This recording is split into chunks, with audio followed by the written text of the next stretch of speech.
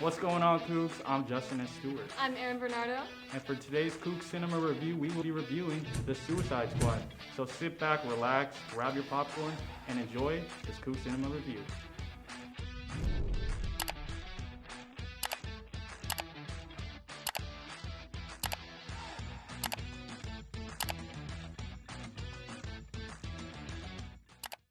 So with Suicide Squad, as we all know, the director for this version of Suicide Squad is James Gunn. He's well known for directing Guardians of the Galaxy, and this is one of the first projects that he'll be able to release, or that he has been able to release since his leaving from Marvel. Unlike the original Suicide Squad movie, this movie has actually been rated R. The last movie was PG-13 in order to gather as much audience and revenue as they could.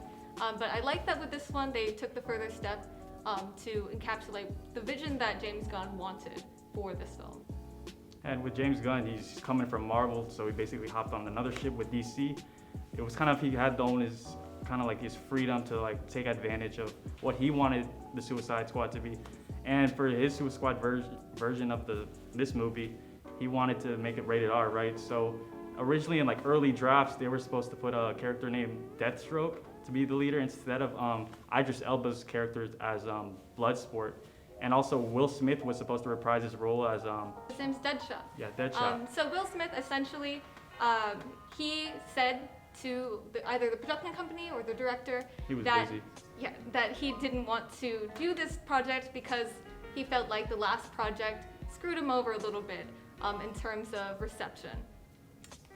But with that, he is open to coming back to Suicide Squad. He basically wanted to see if this new one was going to be any good, and then see if he wanted to come back. I found it really interesting with James Gunn's directing style. It was very almost mockumentary in the beginning with the quick pans to different things. It was really interesting. It added like an extra comedic effect to what he was already doing. And James Gunn is well known for like the way, for just his interesting sense of humor. Even if you down to Guardians of the Galaxy, you get to see a bunch of just quirky different things that you wouldn't expect from seeing the first Suicide Squad movie. And to add to your point, like the music, just that old school nostalgia, the classical music, especially whenever they slow-mo walk, I'm like, damn, you know? So, I think when I first watched the film, even in the opening, you can tell how different the direction was going to be. And it really intrigued me because even down to the opening shot of coming into the prison and meeting our first character, it was very different than the first one. And the style was a lot more cinematic. Oh yeah. So transitioning to like the characters, who would you say is your most favorite character from the movie? I think Weasel is a really good character. We don't really get to see a whole lot of him, but from what we see, he's an interesting little spice of comedy inside of the film. But for me, I think it was just really interesting to see Harley Quinn's change from the first movie to the new movie. I feel like with Harley Quinn in this rendition of Suicide Squad, she got way more character depth than she did in the last one. I think that even down to the details of how she talked and how she got to interact with other characters, or within the details of her costume, I think her costume was a lot less hypersexualized than it was in the first one, which is very interesting because it felt like this character of Harley Quinn was able to get more than, the idea of like the male gaze for her character. So it was cool to watch her, do her action sequences and things like that, but also have growth as a character within the film. And expand to your point on Harley Quinn, I just loved her solo scenes. Like Margot Robbie, she actually did that one scene when she took the lock off the key.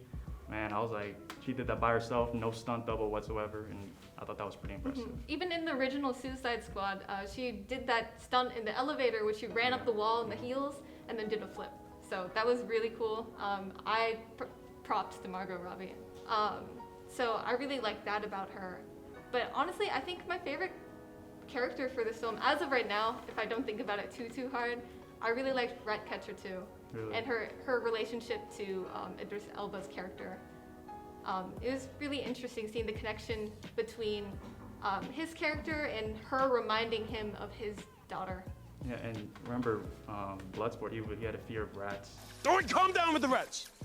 What? I have a thing with rats. And he was petting the rat in the end, right? So that was pretty funny. Yeah, and the rat was very cute.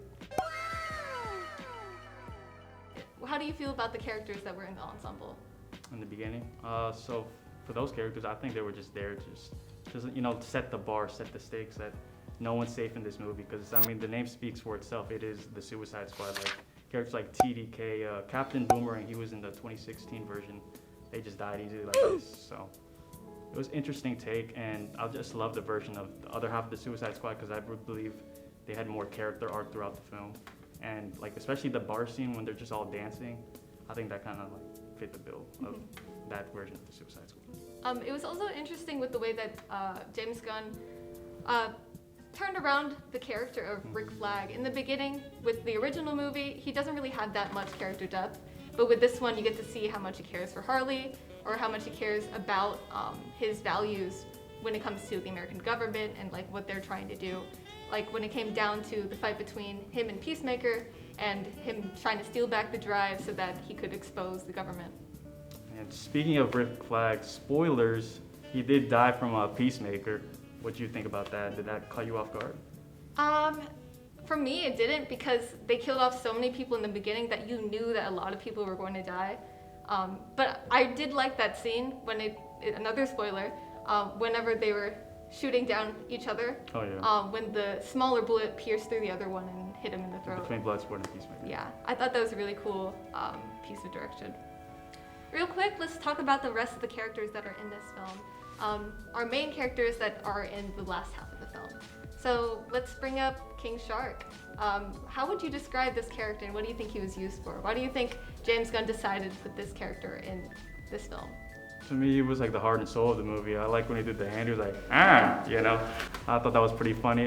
It was voiced by the legend Sylvester Stallone. So I think he was kind of like the Groot of the movie. You know what I mean by that? Like from Guardians of the Galaxy, King Shark was kind of used to be on that. And I thought he would die in the movie, but he survived till the end. So that caught me off guard. And he was talking to fish and stuff like that. I was like, this dude's still alive. So I thought that was pretty funny. It was. I think his character was an interesting piece of comedic relief. But like you said, it was very much like Groot. So it wasn't necessarily something that I thought was new, but it was still entertaining for me. And what would you say is like the character that kind of, you sort of like, I don't really like that guy? For me, I liked the entire ensemble for the main characters. Something that I didn't like though about the film, this isn't necessarily about the character, but the joke with the mom and the polka dot man, where she just kept showing up like in the club and he was like dancing on her and stuff like that, or like dancing with them. For me, it didn't really hit. Like I saw that it was supposed to be a visual gag, but it didn't resonate that much with me. But I mean, I think the rest of the jokes in the film pretty much hit. Maybe there was like one thing with King Shark where I was like, that's not really that funny. A little forced, a little bit. Yeah. But for the most part, especially in the beginning, the way that all the jokes and like the action is set up back to back, a lot of expectations are flipped within the beginning, and I really appreciated that about this film. Is there anything that you disliked about this film? Something that didn't hit for you? I just didn't like the governor. I felt like that was he was kind of a bit off, because I mean, Harley Quinn just sniped him, you know? Yeah. And then I feel like that was kind of like the replacement of, because Joker wasn't in this movie. So I felt like it was kind of a little forced with the governor, because he had such a shallow part in the movie. It sort of didn't really make sense to me. Yeah. And I don't really see him in the trailers too often too, so it kind of threw me off guard. If we're talking about the same character, this is the character that Harley Quinn had like a romantic thing with in the beginning, right? Now that you point that out, I kind of agree with you, but I understand that why the writer chose it to be that way. It was more so for Harley's growth than it was for that character to do anything. Seeing Harley's growth though, that was definitely interesting. I like the take that he spun for her, but I totally see where you're coming from. Is there anything else that you feel like maybe didn't hit? Peacemaker, he was low-key really the villain of this movie. And that's something you didn't like? Yeah, because I thought John Cena would be like kind of like the MVP, but for me, I thought it was Bloodsport. And it's just sort of the scenes. I guess he was trying to one-up Bloodsport, like, you know, that scene with they just were just sniping the innocent civilians, really. That kind of caught me off guard, and just like he tried to be better. I mean, it was obviously competition between the two. It was bad blood. So John Cena's character, Peacemaker, kind of threw me off guard too. What did you think of the casting choice of John Cena as the Peacemaker?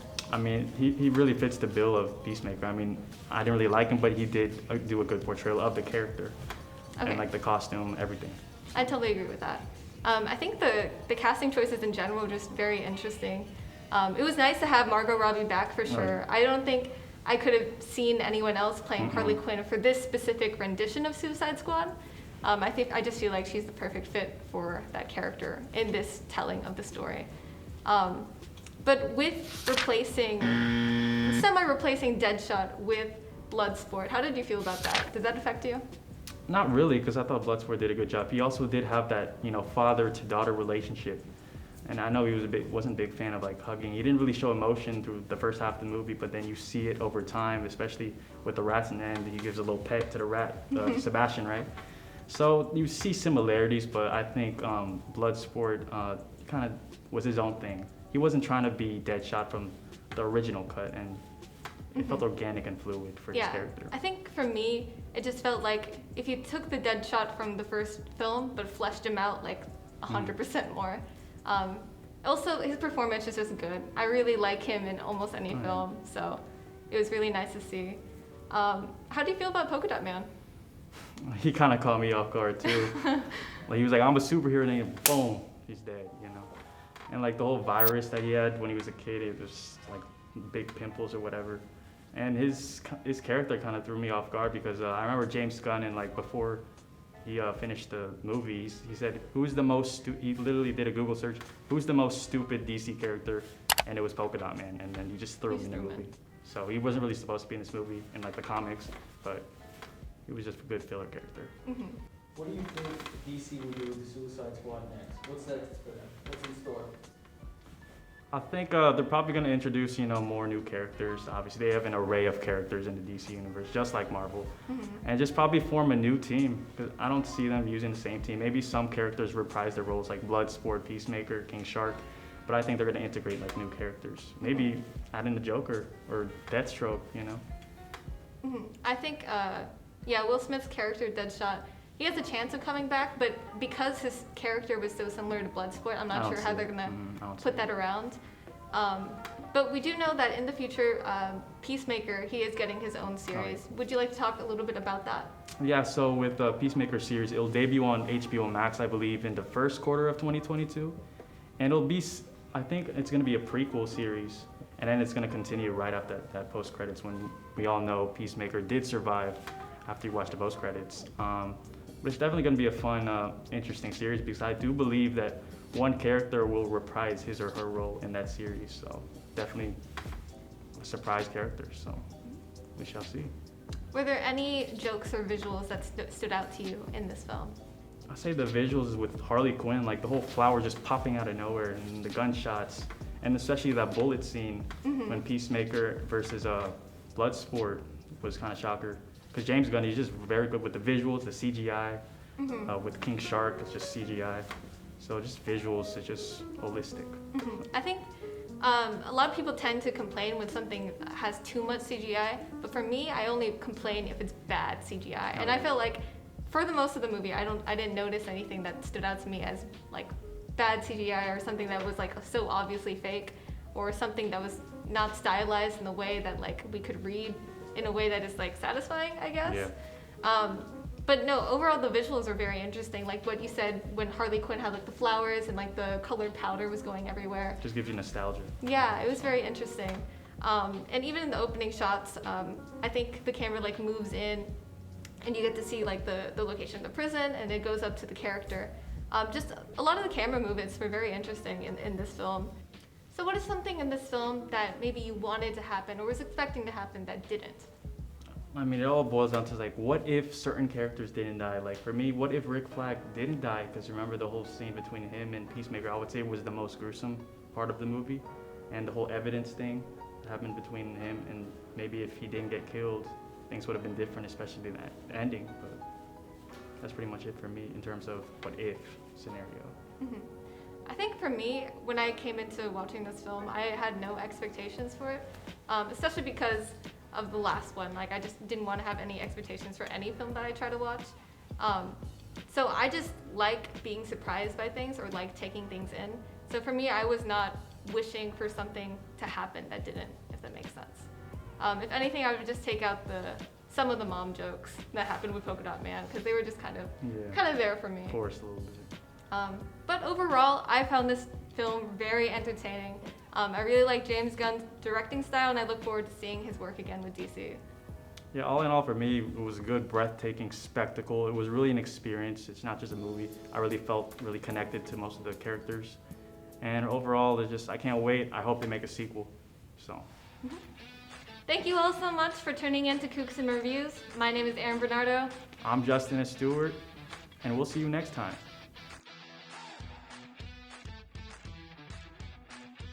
I've seen the 2016 rendition, but I have not seen the James Gunn rendition of Suicide Squad. And I've seen the James Gunn one, but not the 2016 one. I was actually really shocked, like, they mentioned in their review that they casted Pete Davidson, and I was like, Yeah. huh? And the actor for Yondu from Guardians of the Galaxy Yeah, plays one of the characters in the beginning of the movie. really? Yeah. That much of time. That's Really fun. It's like, oh, hey, I recognize that character. Oh, he's dead. Okay. So yeah, it's really fun. cool.